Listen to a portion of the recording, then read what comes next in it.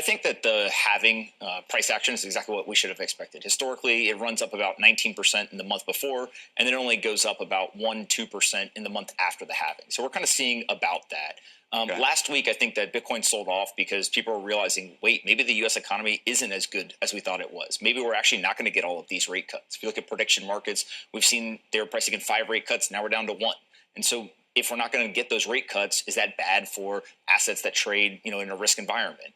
And so when we see that, though, all of a sudden we've retraced the entire sell-off. Right. We're right back.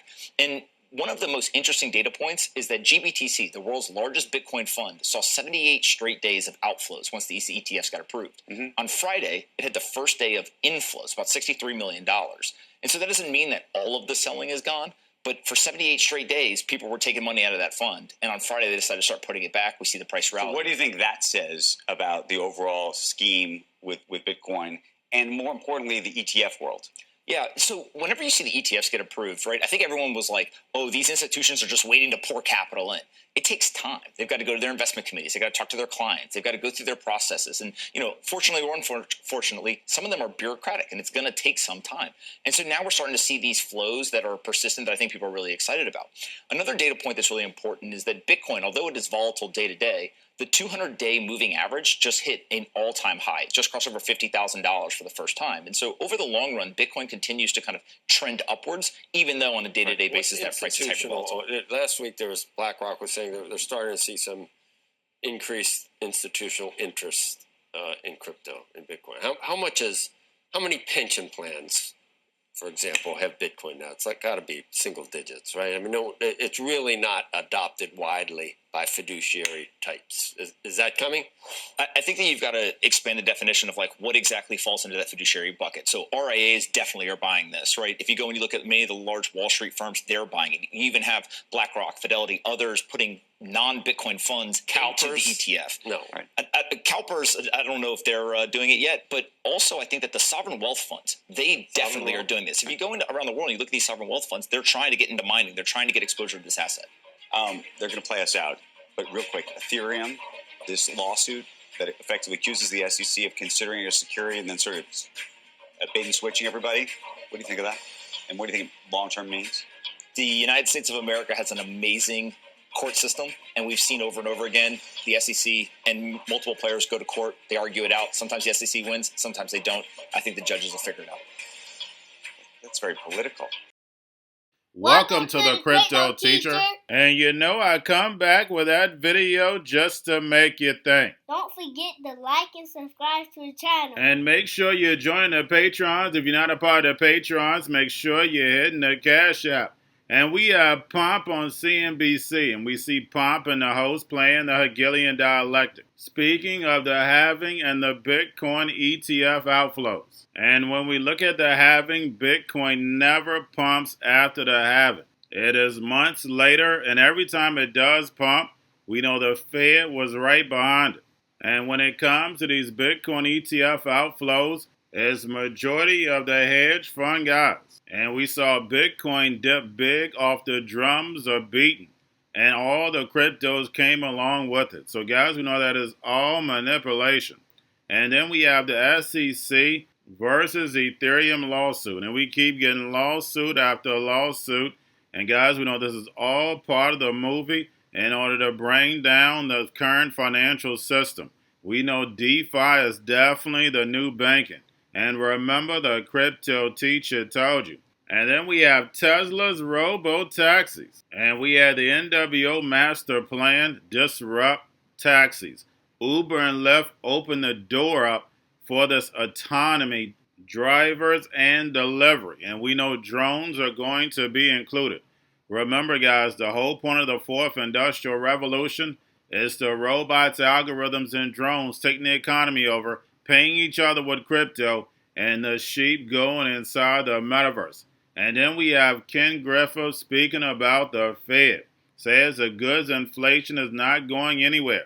And we know why. It's all corporate greed. And he states the Fed is doing a wonderful job keeping rates higher for longer. And rates higher for longer is doing what to the global economy? It's destroying it. But we know we're in a plan. It moves in phases. So therefore, they can bring on the digital economy. And part of that digital economy is AI. And like we keep hearing, AI is going to destroy a lot of jobs. Yes, it's going to create jobs. It's not going to create a whole lot of jobs, but it's definitely going to create jobs. But unfortunately, the youth is definitely not being re-educated. And that's why I tell you to re-educate your kids. Because like Jerome Powell stated, a lot of people are going to get left behind and they're going to rely on the system. And we know that's that universal basic income. But they'll be able to tell you what, when, and how to buy, and you have 3 to 6 months to spend it, or poof, it's gone. And remember, the crypto teacher told you, because he knows when it comes to the NWO, it's all planned out. You have a wonderful day. Last week, when Elon Musk talked about robotaxis on the Tesla earnings call, shares of Uber and Lyft fell, suggesting investor concern about their place in a self-driving world. They've since recovered, but it is a reminder of what ride-sharing used to be and what it's become. Uber and Lyft, they were building their own autonomous driver technology in-house, or they were partnering with leaders in the space. In their drive toward profitability, they cut those units loose. The bullish view, though, is that robotaxis will be an opportunity, not an existential risk, as many years ago Uber founder Travis Kalanick once called robotaxis. Waymo is already partnering with Uber, letting Uber leverage their rideshare network without having to support all of the demand, and at the same time easing its driver supply problem, something we talk about a lot, that it battles Lyft with. Now, the fear of Musk coming in with an entirely new self-sufficient fleet of robotaxis that doesn't need an Uber or Lyft, that is still some ways off, but the August 8 event certainly and increasingly one to watch if you're an investor in those names. There's a bit of a backstory that we need to worry about. With deglobalization, we're likely to see the level of inflationary pressure in goods be higher than it was for the last 30 years. And the Fed has to know that.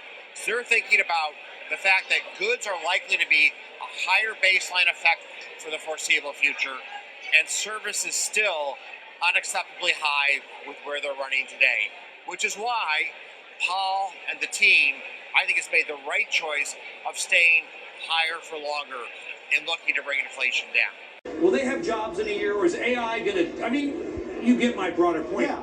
How will AI totally transform Wall Street?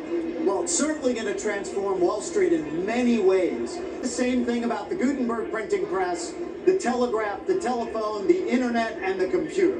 What I will say is, AI is going to destroy a lot of jobs. It's going to create a lot of jobs.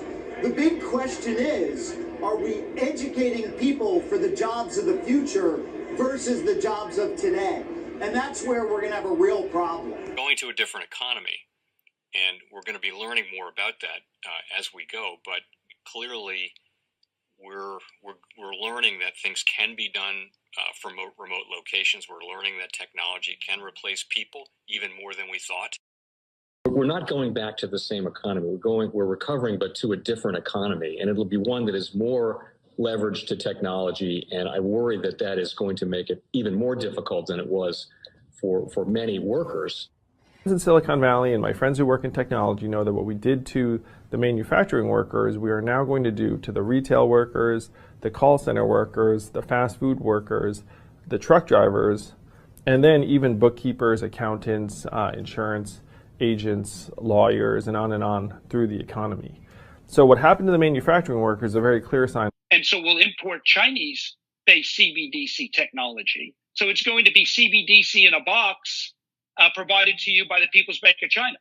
But every stock, every bond, every currency, every commodity, every piece of art, every private business, every piece of real estate will eventually be a token on a blockchain, an entry on a ledger, permanent and immutable. We will have truth instead of trust, and we will save over $7 trillion a year. 6 to 8% of global GDP is wasted by the friction of the trust industry that's necessary when you have dual entry accounting. With triple entry accounting, which is what a blockchain is, we get rid of all of that friction. It's a beautiful future. Like what you see in China and their social credit scoring systems, right? If we get identity wrong, it could be a tool to enslave humanity. And if we get it right, it could be a tool to liberate humanity. And as an American, I'm obviously rooting for the one that's on the side of freedom. Bitcoin is an international asset. And also, I do believe the role of crypto is it's digitizing gold. I actually believe this technology is going to be very important. Look at it. We have been part of a huge revolution in investing through ETFs. We believe that ETFs will be changing the whole way we invest. Many people still use it as a means, well, people are investing it for indexing. No, the majority of people who are putting money in in ETFs are active investors that are buying exposure. The entire bond market is being transformed as we talk right now. I believe the next generation for markets, the next generation for securities will be tokenization of securities. And if we could have that distributed ledger that we know every beneficial owner, every beneficial seller, we all have our code of who's buying, who's selling, instantaneous settlement.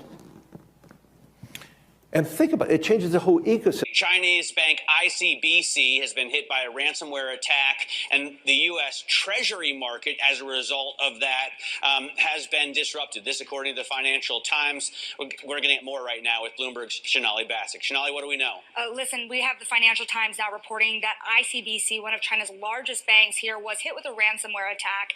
And remember, they're a very significant intermediary in the Treasury market. The SIFMA has told its members that this has been part of the reason here that the system is kind of clogged up, if you will, during that auction that we saw a little bit before.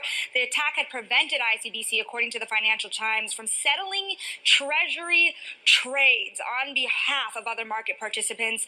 A large executive at a major bank also telling the paper that such a large party on the fixed income clearing corp creates major concerns, potentially impacting the liquidity of Treasury markets. Now, it was not just a poor auction.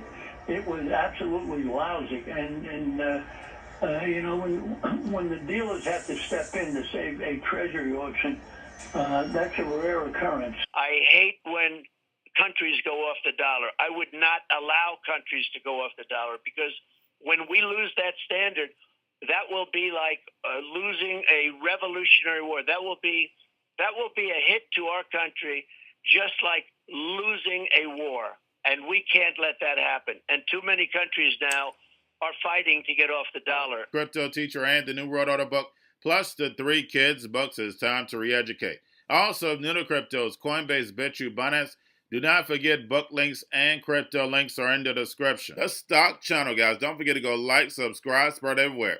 You have your Kobo, your chip stocks, your banking, your gaming. While everybody's sitting at home, get on stocks, the Seaver, the biotech stocks. And while everybody's at home wishing they were still getting that free money, what are they doing? Drinking and smoking weed. Don't forget about those stocks, and you have a wonderful day. The most powerful person in the world is the storyteller. The storyteller sets the vision, values, and agenda of an entire generation to come. Steve Jobs.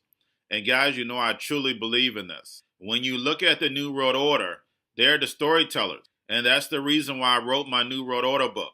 But guys, now it's time to change the current generation. And I wrote 3 kids books. You know, I love the Trinity because I understand the power that's in it. So I have 3 books. We have an opportunity to change the generation, to educate, not just me, but I want to show you that I take action on a daily basis. And I want you to take action on a daily basis. Whether it's your job, whether it's in your community, we have an opportunity right now to educate the masses. I posted this on my Twitter account. Please share, but this is a short clip of the 3 books. There's going to be a clothing line and action figures. Please get these books for your kids, nephews, cousins, friends, so therefore we can start the re-education now. Because as we see, the 4th Industrial Revolution foundation is definitely here. Robots, algorithms, drones, taking humanity out the picture. We have to re-educate. But let's get into the video. Part 1. King Joshua and Robotaxi'S save the village. Part 2. King Joshua and Robotaxi'S save New York from COVID 33, Part 3. King Joshua and Grandma Tam goes to China. It's mandatory to get part 1, part 2, and part 3 of this series. It's time to re-educate Generation Z.